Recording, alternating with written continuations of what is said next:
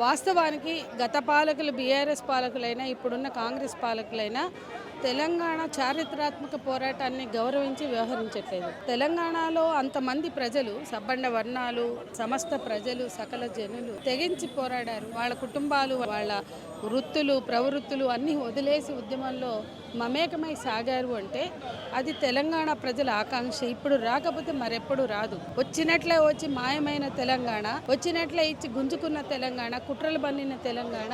ఇక ఇప్పుడు మనం ఆ కుట్రలకు తల వంచితే, ఆ పెట్టిన కేసులకు, టెర్రరైజ్ చేసిన విధానానికి, ఉద్యమాన్ని అణచివేసిన తీరుకి గనక తల వంచితే అందులో మిలియన్ మార్చ్ కావచ్చు, సకల జనుల సమ్మె కావచ్చు, సాగర హారం కావచ్చు, ఇవన్నీ పోరాటాలు కూడా వినూత్న పోరాటాలు, ప్రజలందరినీ భాగస్వామ్యం చేసిన పోరాటాలు. మిలియన్ మార్చ్ అంటే 10 లక్షల మంది రావాలంటే అంతకన్నా మించి ప్రజలు వచ్చారు. సకల జనుల మొత్తం తెలంగాణలో ఏ ఊర్లో కూడా ఆర్టీసీ పయ్య తిరగలేదు.